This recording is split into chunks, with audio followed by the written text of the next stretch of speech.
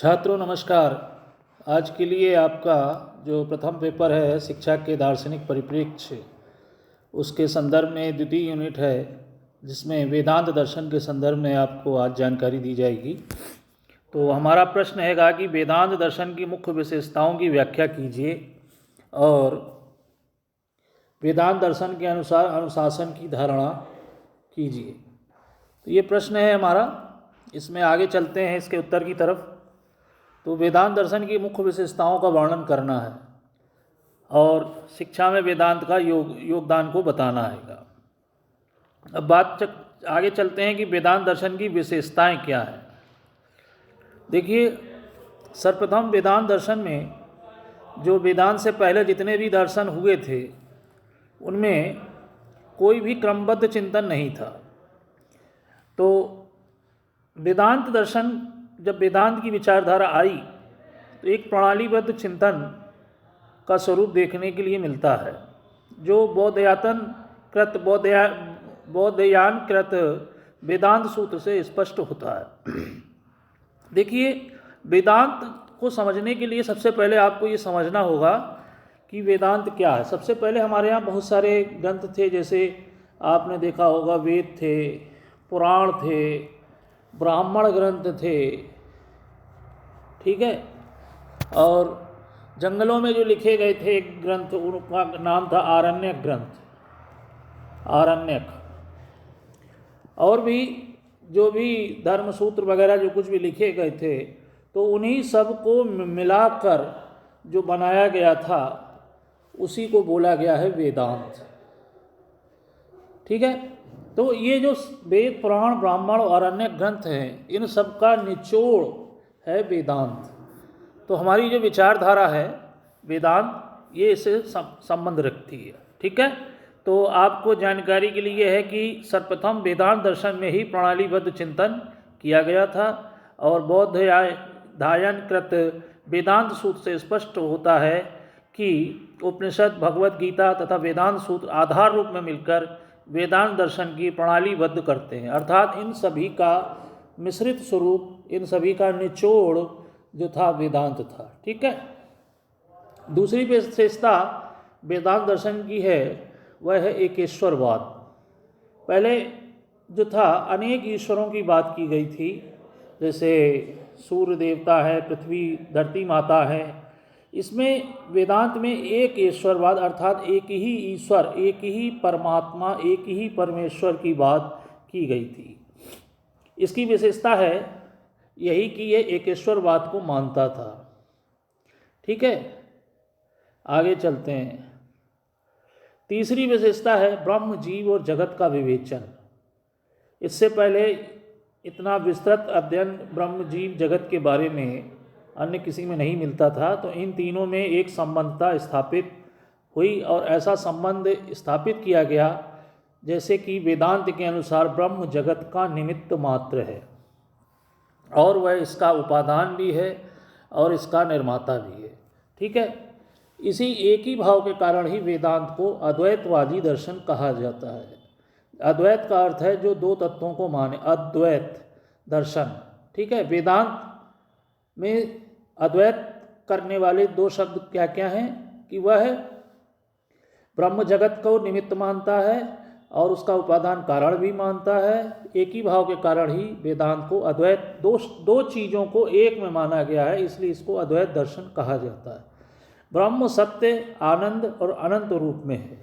जगत में सभी कुछ इन गुणों से युक्त है। वेदांत के अनुसार जगत में जो नाना दृश्य दिखाई दे रहे हैं वे सब परिणामी हैं और अनित्य हैं। वे बदलते रहते हैं, किंतु उनका ज्ञान करने वाला व दृष्टा आत्मा सदा एक स्वरूप रहता है। ब्रह्म नित्य स्वरूप और आत्म स्वरूप है, ठीक है। तो यहाँ पर बात जो समझने की ये है कि एक तो है जीव, ठीक है, जो है मनुष्य, ठीक है, एक है ब्रह्म और एक है जगत। तो जगत में जो कुछ भी है वो इसने बनाया है और इसको ये देखता है, ठीक है। तो जीव तो अपने ही स्थान पर है, लेकिन जो जगत की वस्तुएं हैं उनमें परिवर्तन होता रहता है। यह सभी जो है कुछ ना कुछ इनके परिणाम होते हैं परिवर्तन के कारण, और ये अनित्य हैं अर्थात स्थायी नहीं हैं। ठीक है, तो यहाँ पर ये चीज़ समझने की है, जो तीसरी विशेषता के रूप में है कि ब्रह्म, जीव और जगत का जो विवेचन वेदांत में किया गया है वह ये है। आगे चलते हैं। वेदांत के कई संप्रदाय हैं तथा अद्वैतवाद, द्वैतवाद और विशिष्टाद्वैतवाद। अद्वैतवाद में शंकर द्वैतवाद के मध्य और विशिष्टाद्वैतवाद में रामानुज आचार्य दार्शनिक हुए हैं। शंकराचार्य केवल ईश्वर या ब्रह्म को ही माना है, बाकी को माया माना है। ठीक है, तो पुरुष जीव माया के चक्कर में अज्ञानवश ईश्वर से दूर है। देखिए, जो शंकराचार्य जी ने माना है कि पुरुष और जीव, ब्रह्म और ईश्वर जो है, केवल ईश्वर या ब्रह्म को ही स्वीकार किया है। तो ईश्वर हो गया ये हमारा, या इसको आप कह सकते हैं ब्रह्म भी, इसी को स्वीकार किया है। और इसके बाद जो जीव है, इसके बीच में, जीव के और ईश्वर के बीच में एक हल्का सा जो जाल है, या एक प्रकार से पर्दा है, या जो एक ऐसी चीज़ है जो हमें यहाँ तक नहीं पहुँचने देती है, उसका नाम है माया। इसके कारण ही जीव जो है इसमें भटकता रहता है और परमात्मा तक, ईश्वर तक नहीं पहुँच पाता है। ठीक है, तो आप समझ गए होंगे कि ईश्वर, ब्रह्म, जीव और माया क्या चीज़ है। इसी में आगे चलते हैं। इसमें आगे देखिए कि इस जगत की वस्तुएं भिन्न भिन्न हैं और भिन्न गुणों से युक्त हैं तथा इनका निर्माता है ईश्वर या नारायण। इसमें जगत और ब्रह्म दो तत्व हैं और अनंत और शाश्वत है। विशिष्टाद्वैतवाद में वैष्णववाद तथा वेदांत का मेल रामानुजाचार्य ने किया था। देखिए, यहाँ पे लिखा हुआ है, विशिष्टाद्वैतवाद में वैष्णववाद तथा वेदांत का मेल रामानुजाचार्य ने किया था और सगुण और निर्गुण ईश्वर का विशिष्ट मेल करने का प्रयत्न किया है।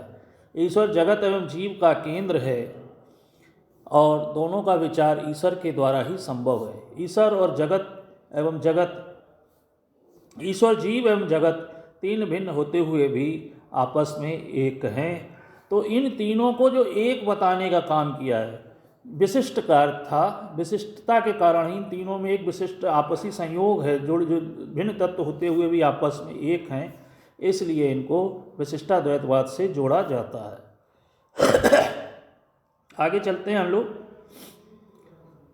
इस प्रकार एक सांगपूर्ण कल्पना की गई है। इसके लिए रामानुजाचार्य ने सगुणोपासना की पद्धति का प्रचार किया था। इन वेदांत संप्रदायों में वेदांती और दार्शनिक रूप में अद्वैतवाद का अधिक प्रचार हुआ है। तो ये जो हमारी इनकी जो विचारधारा थी रामानुजाचार्य की, तो वो उसमें सगुण उपासना है ईश्वर की। ठीक है, और आगे चलते हैं। और इसी के अंतर्गत विवर्तवाद, दृष्टि सृष्टिवाद, अवच्छेदवाद, बिंब प्रतिबिंबवाद जैसे सिद्धांतों का विकास हुआ, जिसमें से अंतिम का सबसे अधिक समर्थन प्राप्त हुआ है। वेदांत दर्शन में ईश्वर, मनुष्य तथा संसार और उनके अटूट संबंध में विश्वास पाया जाता है। ऐसी पांचवी विशेषता है। ठीक है, संसार में, मनुष्य में और ईश्वर में एक अटूट संबंध है। ठीक है, ईश्वर, जीव और जगत में। इसी की व्याख्या जो है इसमें शंकराचार्य जी ने की है। ईश्वर और ब्रह्म एक ही है। संसार में विद्या और अविद्या दो विद्याएं हैं, जिससे जगत में सत्य की अनुभूति एवं प्राप्ति, सुविधा तथा बाधा क्रमशः होती है। अविद्या के कारण ही भिन्न भिन्न रूप में बिंब प्रतिबिंब दिखाई देते हैं। इसी प्रकार ब्रह्म सर्वव्यापी और एक होने पर भी अविद्या के कारण उपाधि भेद से भिन्न प्रकार का है। देखिए, क्या होता है, जो जीव है इसके पास क्या नहीं है, ज्ञान नहीं है, अर्थात अविद्या है। ठीक है, अविद्या के कारण जब ये जगत को देखता है, जगत माने संसार को देखता है, तो यहाँ बहुत सारी वस्तुएं हैं और उनके भिन्न भिन्न रूप हैं, और भिन्न भिन्न रूपों को देखने के कारण वह उनको अलग अलग समझता है।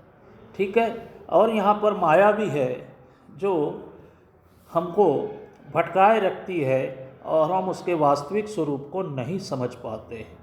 जब यहाँ पर विद्या आती है, विद्या से मनुष्य जो जीव होता है ज्ञान प्राप्ति की खोज करता है, तो ये जो माया रूपी एक पर्दा होता है ये हट जाता है, और ये जो जगत है ये सभी भिन्नताएं जो हैं, विभिन्नताएं, ये सब एक रूप में दिखने लगती हैं और ईश्वर और जगत एक हो जाते हैं एक प्रकार से। तो हम यहाँ पर ब्रह्म के ही द्वारा इसकी उत्पत्ति और उपादान अर्थात इसका अंत समझते हैं और भिन्नताओं में एकता को देखते हैं। ठीक है, आगे चलते हैं। देखिए, विद्या की प्राप्ति ही अविद्या का नाश होता है।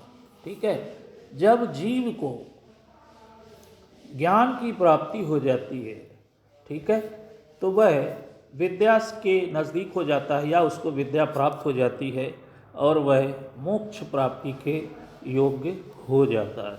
ठीक है, जब तक अविद्या व्यक्ति के पास रहती है तब तक वह इस संसार को, इस ब्रह्म को समझ नहीं पाता है, देख नहीं पाता है, उसकी अनुभूति नहीं कर पाता है, जिसके कारण वह मोक्ष का अधिकारी नहीं होता है। शंकराचार्य ने देखिए लिखा है कि वह जो पारमार्थिक सत्य है, जिसका स्वयं ज्योति का स्वभाव है, जहाँ पर धर्म अधर्म कार्य भूत भविष्य और वर्तमान आदि का कोई स्थान नहीं है, वो और अशरीरी अवस्था मोक्ष है। मुक्त होने पर आत्मा मनुष्य अपने यथार्थ स्वरूप को पहचान लेता है। ठीक है, और अविद्या से निवृत्ति मिलती है। जब मोक्ष प्राप्त होता है तो क्या दूर हो जाती है? अविद्या दूर हो जाती है। मोक्ष का अर्थ ब्रह्म और आत्मा की एकता का ज्ञान है। द्वैतवाद में मोक्ष ईश्वर नारायण के साथ सहवास है और अविद्या का अर्थ जीव और ब्रह्म का द्वैत है। देखिए, अद्वैत को समझने के लिए सबसे पहले आप ये समझ लीजिए कि जीव प्लस ब्रह्म को एक ही मानना अद्वैत है। ठीक है, ऐसे समझ लीजिए आप, और इन दोनों को अलग अलग स्वीकार करना द्वैत है। ठीक है, बात समझ गए आप लोग? इसी में देखिए, जीव, जगत और ईश्वर या परमात्मा, इन तीनों को एक मानना विशिष्टाद्वैत है। विशिष्टाद्वैतवाद है। किसका था ये था रामानुजाचार्य का। अद्वैतवाद किसका था? मध्वाचार्य का। और अद्वैतवाद किसका था? शंकराचार्य का। ठीक है, तो शंकराचार्य का संबंध किससे? अद्वैतवाद से। अद्वैतवाद का मतलब जीव और आत्मा को एक मानना। मध्वाचार्य, इनका क्या था? द्वैतवाद, अर्थात दोनों को अलग अलग स्वरूप में स्वीकार किया गया था, इसलिए ये द्वैतवादी कहलाते हैं। तीनों को एक मान लेना अद्वैत विशिष्टाद्वैतवाद है।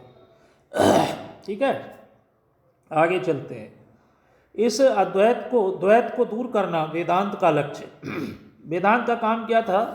जो द्वैत था,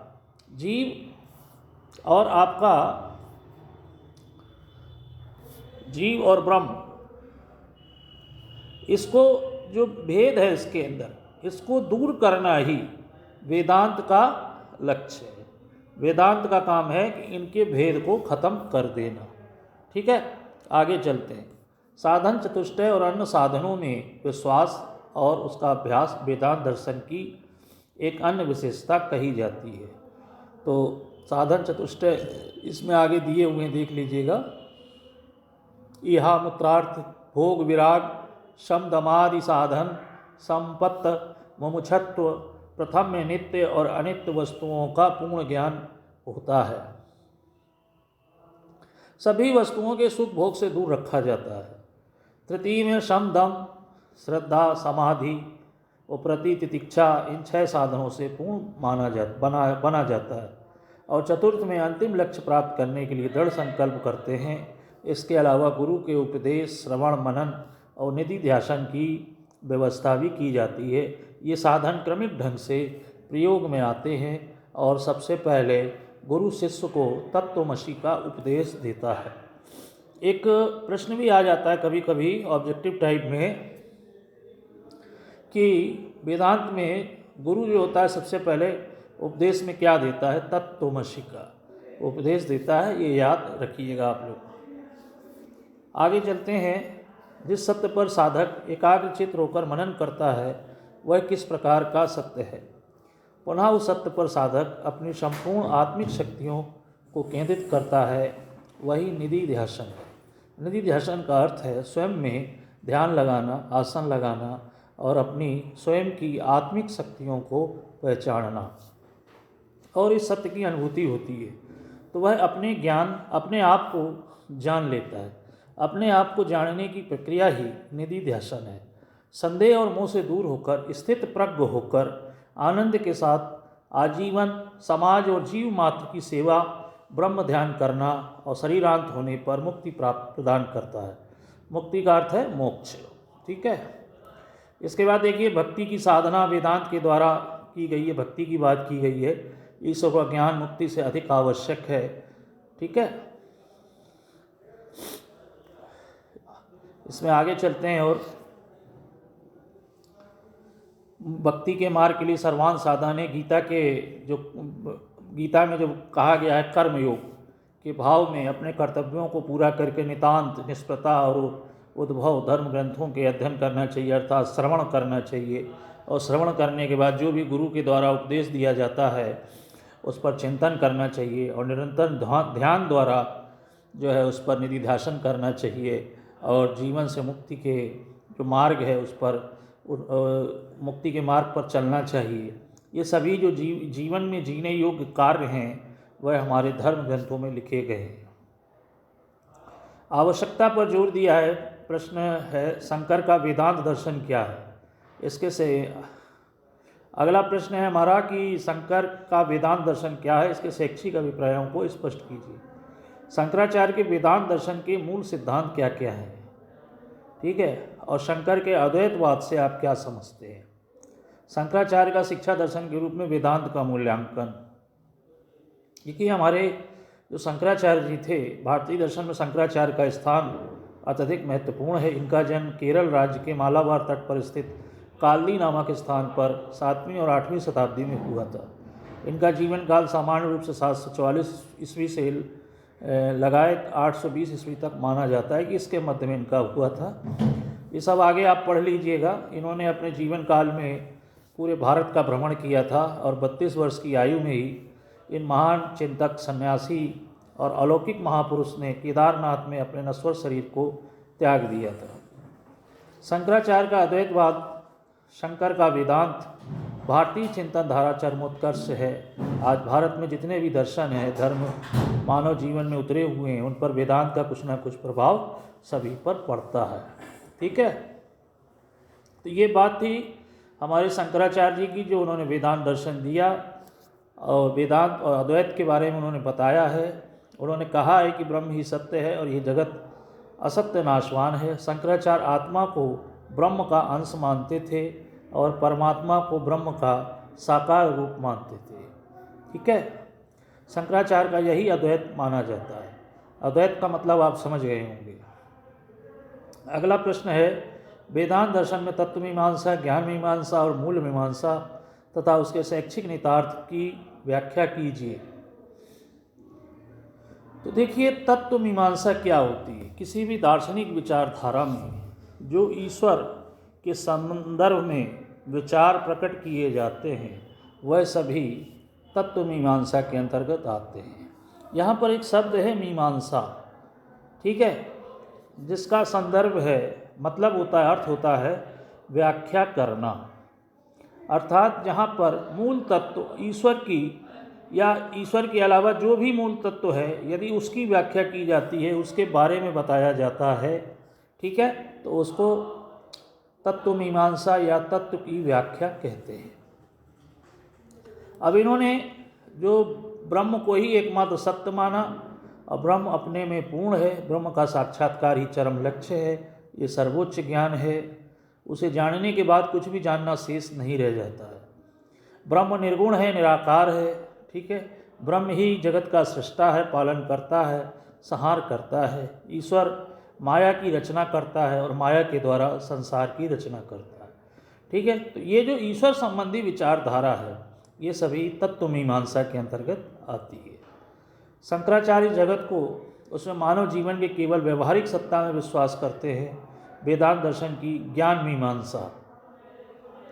अब जो हमारे पास ईश्वर आ गया, ईश्वर के विषय में विचार प्रकट हो गए, अब हम उसका ज्ञान कैसे प्राप्त करें, ज्ञान प्राप्त करने की विधियाँ, ज्ञान क्या है, उसे हमें कैसे प्राप्त करना है, वह सभी ज्ञान मीमांसा में आता है, जिसका अर्थ होता है ज्ञान की व्याख्या करना। मीमांसा का अर्थ व्याख्या करना।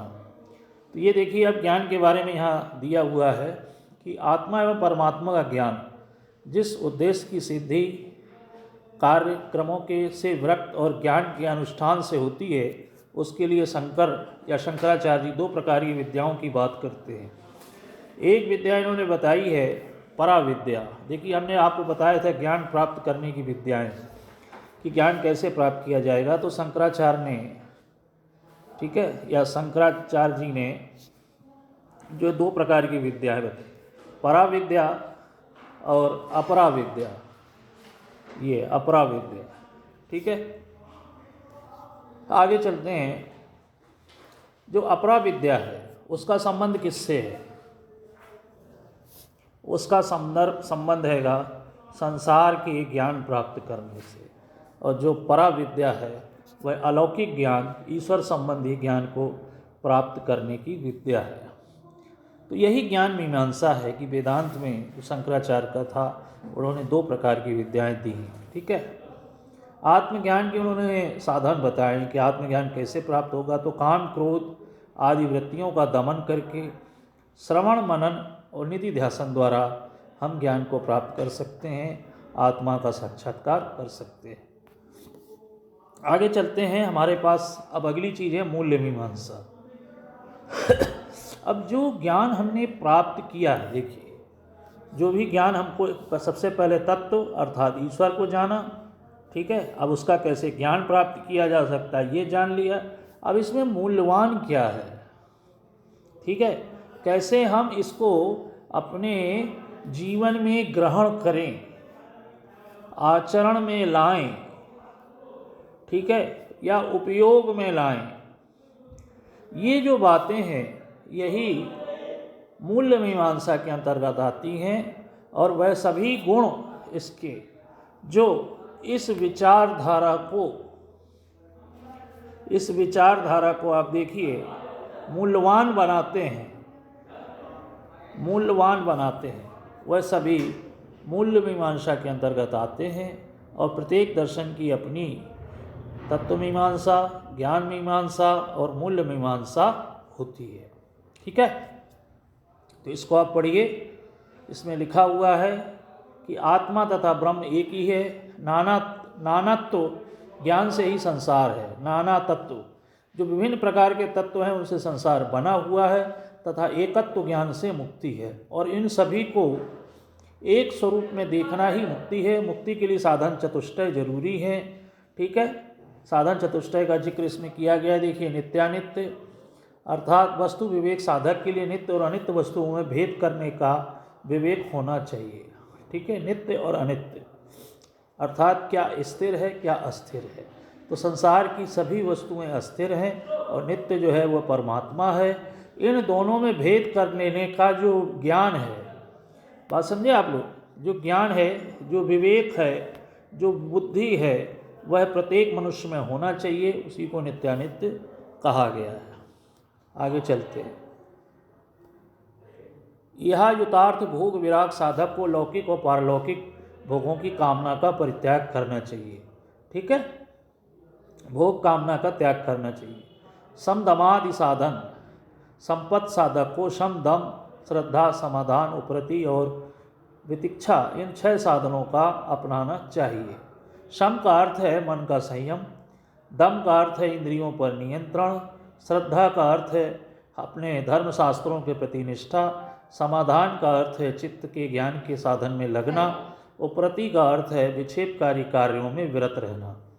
विविक्षा का अर्थ है सर्दी गर्मी सहन करने का अभ्यास।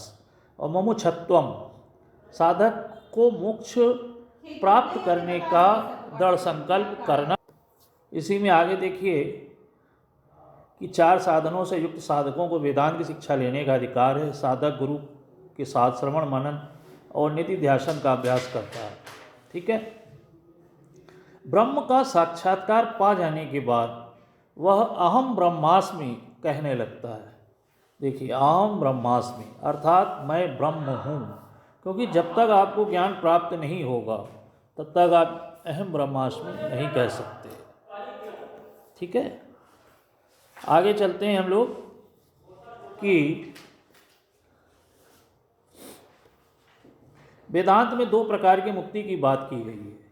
एक है जीवन मुक्ति, एक है विदेह मुक्ति। जीवन मुक्ति अर्थात मृत्यु है और विदेह मुक्ति का अर्थ एक प्रकार से मोक्ष है। जीवन मुक्ति में मोक्ष प्राप्त कर लेने के बाद पूर्व जन्म के कर्मों के अनुसार शरीर कुछ काल तक जीवित रहता है, और विदेह मुक्ति में जब जीवन युक्त व्यक्ति के सूक्ष्म और स्थूल शरीर का अंत हो जाता है। वेदांत के अनुसार शिक्षा के उद्देश्य और पाठ्यक्रम और शिक्षण विधियाँ बताइए। तो ये सारी शिक्षण विधियाँ यहाँ पे दी गई हैं जो शंकराचार्य जी के अनुसार हैं, और इन्हें आपके विश्वविद्यालय में पूछा भी गया है। शिक्षा के तात्कालिक उद्देश्य क्या होते हैं जो तुरंत पूरे करने वाले होते हैं। तात्कालिक अर्थात इमीडिएट एम ऑफ एजुकेशन, तो शारीरिक विकास का उद्देश्य है। प्रत्येक बालक तथा बालिका को अपने अध्ययन काल में ब्रह्मचर्य का पालन करना चाहिए। ब्रह्मचर्य का अच्छी तरह पालन किए जाए तो इससे शरीर मस्तिष्क तथा आत्मा को बल मिलता है। अगला है मानसिक और बौद्धिक विकास की बात इन्होंने कही है कि प्रत्येक बच्चे के साथ जो पाठ्यगामी क्रियाएं होती हैं या जो भी हमारा पाठ्यक्रम है वह मानसिक और बौद्धिक विकास करने वाला होना चाहिए। नैतिक और चारित्रिक विकास की बात इसमें कही गई है, इसको पढ़ लीजिए आप लोग।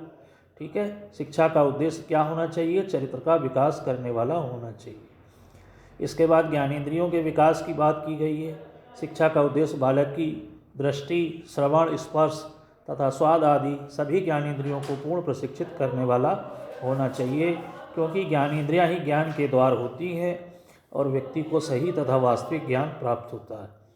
आध्यात्मिक विकास संसार के अनुसार शिक्षा का उद्देश्य व्यक्ति का आध्यात्मिक विकास होना चाहिए, जिससे उसके अंदर एक नैतिकता आती है और वह अपने जीवन के जो अर्थ होता है उसको समझ लेता है। अब देखिए, शिक्षा के सर्वोच्च उद्देश्य यहाँ पर दिए हुए हैं। तो शिक्षा का सर्वोच्च उद्देश्य एक ही है, मुक्ति को प्राप्त करना अर्थात मोक्ष को प्राप्त करना। ठीक है। मुक्ति का तात्पर्य वर्तमान जीवन का सभी प्रकार से मानसिक, बौद्धिक, आध्यात्मिक, शारीरिक, नैतिक और चारित्रिक आदि से मुक्ति होता है। दूसरा देखिए, लिखा है शिक्षा का पाठ्यक्रम शंकर जी के अनुसार पाठ्यक्रम में इन्होंने व्यवहारिक और आध्यात्मिक दोनों विषयों का समावेश किया है। व्यवहार के अंतर्गत जैसे भाषा, चिकित्सा शास्त्र, गणित आदि का किया है, और व्यवहारिक क्रियाओं के अंतर्गत इन्होंने आसन, व्यायाम, भोजन और ब्रह्मचर्य आदि का समावेश किया है। तो ज्ञान और क्रियाएं दोनों सम्मिलित की गई हैं। ठीक है।